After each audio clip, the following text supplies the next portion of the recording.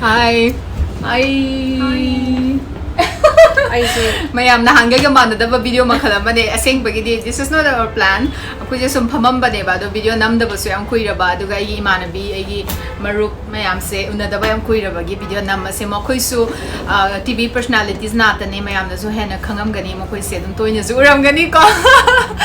Ada why not may akoi gi swaina wari sanabo or just ngasi gi yamna value like ba akoi gi matang akoi gi moment se mayam da so Kanganing ban plus anya so video nam da ba kuira ba gi record to zabani so mayam na so khangam gani CD hena Wangkhei Mantri Mantris Ibethoi Thokchom Ibethoi se kai ne ba ta hero kai man tan ta ba mayam se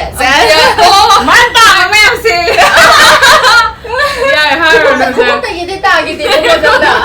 Miss Northeast. Miss Northeast. Yeah, that's one jealous. Okay.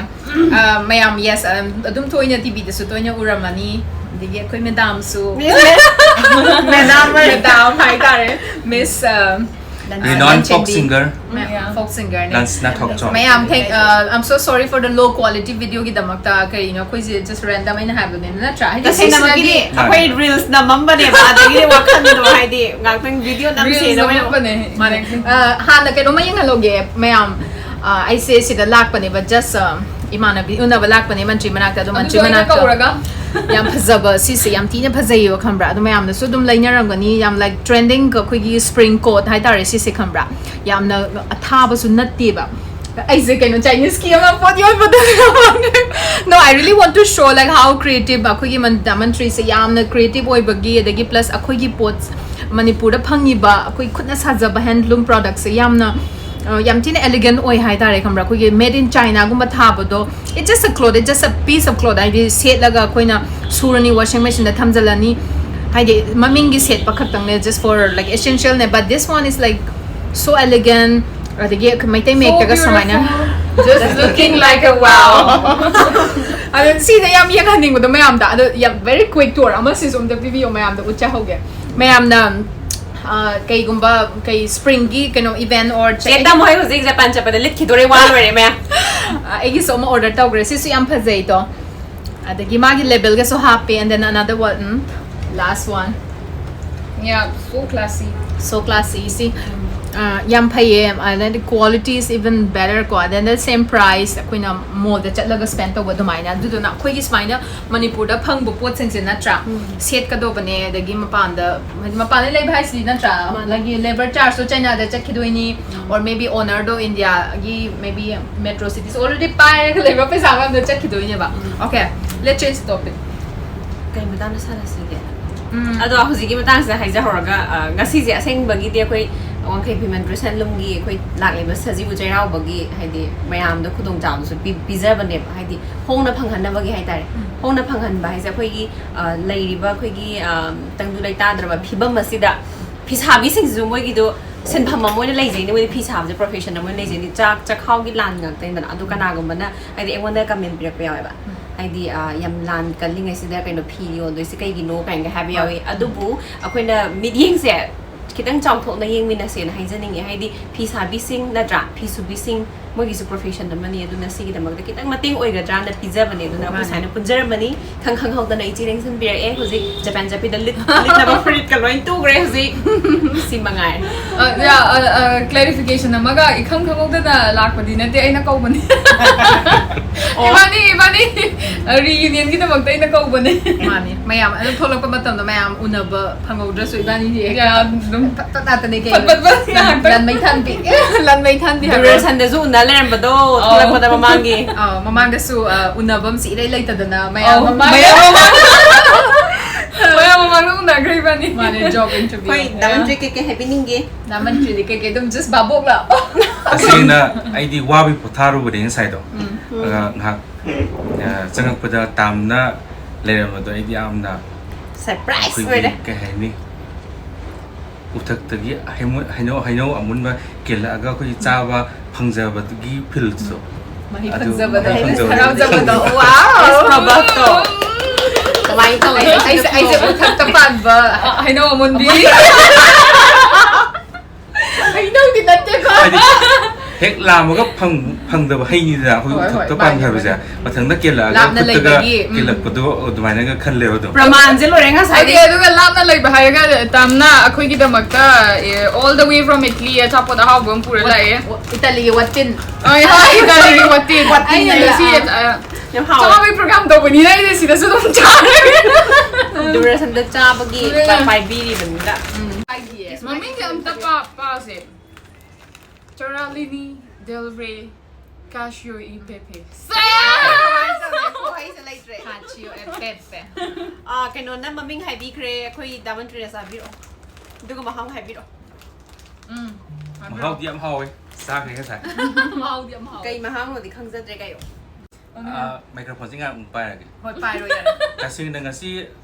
เต็มนะโดฮาเดกี้เฮกมณีปุยอร์ปะกะนงานปะกะวังคีพีมันทรีเฮลุงกี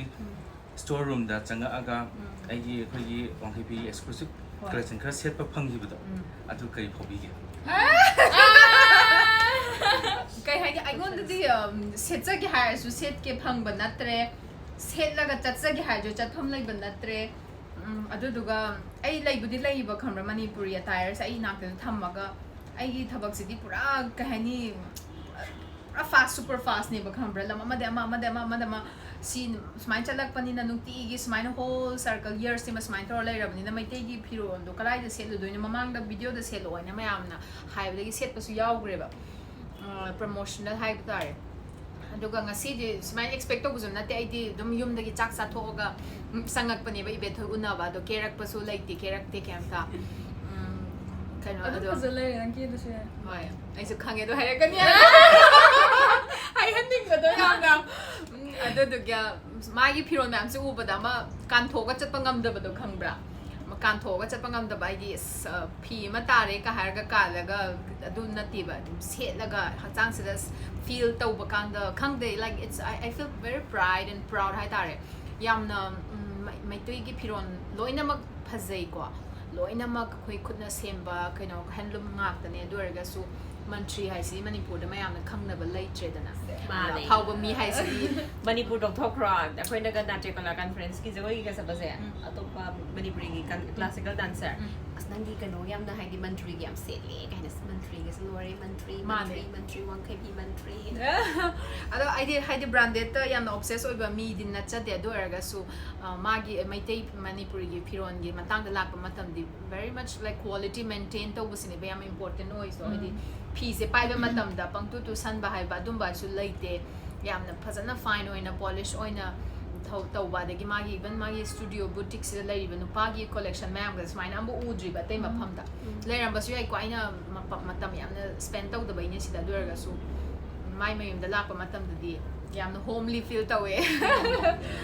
very nice I mean ไอ้มีคุดิ้งมันก็ต้องเล่ายามนั้นไงไม่มาพัมสุดอะไรสุดเจ้าไปนะกว่าคุยแม่วิดีโอกันนำถอยเรียลก็เซมด้วยสิเนี่ย design tum unique way bane design yam la ai zu artist moi na hidi ma panza pase dum Wangkhei pi daman tricky si dum set na dum puri ne adu set la ga hidi mi ma se thok pa se kanis engo da jinga poi da kanis yeng su yeng ni na chan dress da ne engo da te bang bra adu kan to bune ha pa ka ni nang na set pa yeng ai ne dress da ne ban da ti ha fa le hazaba mi de set pa yeng ai ni kai no Kasi kidi ay dress to yung agpada model to siya hawto niyo urok ko dise. mani hoi adu dress to ngakta puthok pa siya ban na te nang sumaru ne dagi dress to sumaru ne ani ma mani si ne mai te ron Manipuri gi phiron phazaba ka hai si na cha Aduga aina different programs maya Doordarshan da host of matam da so even Damantri gi phiron phazaba ma'am se le hai tare Mantri se ma mai bache tang yaw ra lei ne no nga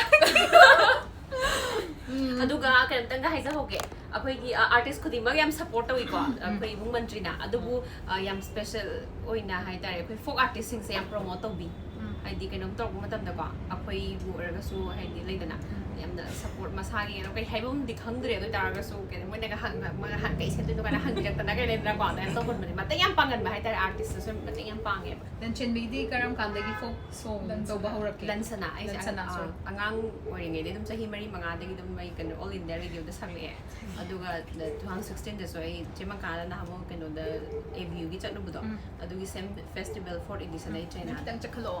yan tra uyai ado ꯑꯩꯒꯤ ꯁꯥꯏꯠꯇꯒꯤ if ꯀꯩꯒꯨꯝꯕ ꯑꯩꯅ request ꯇꯧꯔꯗꯤ like one line ꯒꯨꯝꯕ folk song ꯑꯃ ꯁꯛꯄꯤꯌꯨꯗꯅ ꯈꯪꯗꯤꯌꯦ ꯃꯥ ꯃꯌꯥꯏꯗ ꯊꯝꯃꯛꯑꯒꯦ ꯑꯩ ꯀꯩꯁꯥ ꯉꯁꯥꯏ ꯆꯦ ꯀꯩꯅꯣꯅ ꯀꯩꯅꯣ ꯌꯥꯝ ꯐꯖꯩ ꯆꯤꯡꯗ ꯁꯥꯠꯄꯤꯒꯤ ꯁꯥꯠꯄꯤꯌꯣ ꯀꯥꯏꯅ ꯍꯥꯏꯈꯤꯕꯅꯦ ꯀꯣ ꯑꯗꯨꯗꯤ ꯀꯩꯅꯣꯗ ꯍꯥꯏꯗꯤ ꯆꯤꯡꯗ ꯁꯥꯠꯄꯤ ꯏꯉꯦ ꯂꯩꯒ ꯍꯥꯏꯁꯦ ꯍꯥꯏꯗꯤ ꯏꯉꯦ ꯂꯩꯗꯣ ꯌꯥꯝꯅ ꯑꯋꯥꯡꯕ ꯃꯐꯝꯗ ꯁꯥꯠꯄꯅꯦ ꯑꯗꯣ ꯀꯅꯥꯝꯇꯅ ꯆꯤꯡꯅꯗꯦ ꯑꯗꯣ ꯀꯩꯗꯧꯕꯒꯤ ꯌꯥꯝ ꯀꯜꯂꯛꯑꯦꯅ ꯍꯥꯏꯕꯗꯨꯅꯦꯕ ꯑꯗꯣ ꯏꯉꯦ ꯂꯩꯗꯨꯅ ꯍꯥꯏꯗꯤ ꯃꯥꯒꯤ ꯔꯤꯄ꯭ꯂꯥꯏꯗꯣ ꯀꯃꯥꯏꯅ ꯄꯤꯔꯛꯀꯦꯗ ꯑꯩꯅ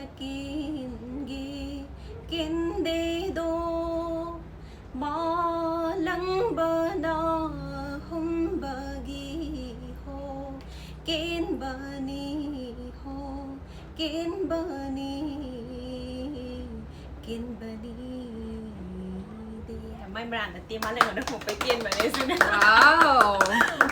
exclusive name Yeah, exclusive. and the dress okay this is a low quality video but high quality content natra hairo nang di kaino mayamna khangdaba nang say something about yourself Damantri gi dei habirage thaina gi performing art haidi art form sing se yamna promote tawbani du yam thijan bakan bani ko masama haidi acharya ga lai harau bu lore bani dance bi sar lore ga akoi taminari ne kano da lai harau ba bi acharya se taminari ne hadak su rasta tamduri bani ase yam sing bani pangba malaga mayamna just designer one even but one adu dar sai de khoi gi kano amai bina kai seti ko adagi di magi kano mem yawi dana ko dress ki matang na so mem yawi ba khoi gi aduna adu mem no thijan mem kan bani mayamna yamna gan koi bas da ma season bakan ba shine ne magi design mem jam unique koi bane ba se jagoi gi da so hedi lei dana ko magi do's and don'ts mem lei se dana kano sepa ya de adu to ya de da to mem yawi ba khoi jagoi de so adu si mem ma si gi da so mem apply to we hai na thajai kari hai bilingi chumi chumde Jumi, lai harau da tami ba mayam se arai bam ta nati ba ma sai gi yum jaw phal chat li ba du lai gi mayang mayam lei da na kwa adu ma mayam da so da mantri da ko ibung da yam support tawrangani haina ina thajai akhoi na haijada bai tawjadabni ko khoi di kok tu lei jade hai tare khoi na kai sai kari kamai to ina sai rom do chat khreba da mantri na do gi mayang mayam da kum thara ga kari mayang no tasingna khoi gi Manipuri casual wear se si design tor patati adum yam free way the same ya ko kitang typical or pa hi Manipuri costume ama design tor patati kitang manung da leiba hidden khoi gi mayam lei ri ko si khra hen lusen khang jaga di he putholo pa da khoi di dons myam se du khatang u na ta ba dons myam se so yamna hidden non thame ba si khang jaga di khoi gi Manipuri gi khoi gi designer onan ne khoi gi thorok pa da ne kitang lui ba aga thola aga so manungi khang jaga di khoi gi serana na chakhi ba aseng ma se khum ma chakhi ba adana manung dele posing je khangaga thola aga na hena khoi gi unique way pose khoi gi uthok da hena brightness oi nikhal and every piece and product mayam sigi magi story gumba natraga magi kenoma theme ma dum loi lei natra just not like random phazai haiga drawing sketch tor to bunati ba every akogi Wangkhei in matam da maye kumba chatli ba mayam se magi story ama dum lei ne ba natra kham da bai wane ba ta se na khoi gi kok ta hap ka da ba khoi gi kok ki leiting khoi gi lam thang khul haidana khoi lei kana gu makhang da ba aziki modern designer amana khoi gi phanik ma pa ne lonjal ko ba masi khoi gi nupi na khoi gi khoi do makha se sida hap ya di kai haini ba han chingna adong po jikan gi designer chingna season ba yopsan ba wat pa gira khang de khoi gi phanik ma pa ne hapchal e ba masi yamna phatta ba thaba amane ba nga si phachu phatte ga kari gumba khoi gi khang draga so khanganga tawra ga am hena phat loi da ba photo aphaba rom da prop da ba gi la chance amadi dum lei dim khali da mane du na mayam akhang hai mayam ama na si tawba ya de hai bagi maram se dum lei ne na try de ma ha ja da ki ba tawhai de hai ba anh hai ram sing bane na taw le mi su ra taw le mi so mayam secret reveal taw re anh loi hai thok pai na lai harau ta ka phan ta mok pani dance pan tor pani jagoi du gi wan ta ba theory yam chang na yawe ba dance ki su adagi di lai harau bu gi su adu theory myam da ne ba magi kanom tois mai da mantri da yam na chau ba mateng ama akhoi gi de Manipuri concept khale ba ko akhoi na lai harau wa tamak ba da akhoi gi jagoi gi dance forms sida akhoi gi papi hai dan yet ko ga se akhoi gi male and female oina symbolize da ba akhoi samna ha da lai harau da akhoi gi sigi se akhoi gi tawum ta sigi pot se akhoi gi yet china male oina lowe ba aga oisina female oina lo de ne ba सिगी पोचे अखोगी लाई हरावगी जगोई से लागांदा अखोगी costume से सिरो लाकनिबा अखोगी मैतेगी dressing से यामना two piece loi oiniba two piece oiraganda mayai da loina mo lain tai niba ngasi poje hajikandi khogi kitang khangdaba mi so dum jangneba anda sigumba se khogi yamna ko ritual oba pot la angadi khoi designer oita ga so khoi ritual oba pot la pada khogi soiga do pose to bidaba asina khogi kana no hai kana design toriba mi du so heng phataba dum phangani anga set liba mi dun hen phangiba mo tam hui ni khangdabani na khogi hai pose khogi khoi mayek su do pose lor set tu ne ba nga set la kan ti khogi ritual oba pot di adu duna mayek tu su dro ni na om pharu ji ba mo ngasi se amna le khoi di mayam khangdaba yam khangye ngasi de loi salasira nungai ngai da loi salhorase mayam nungai nungai lebiu ada wo chahi su lak tore happy Cherauba in advance. Happy Cherauba ko video maning da lai jari se gamjin amadi ranjan guru ayo guru ariba has guru mayo mayam nuai jare bye bye bye bye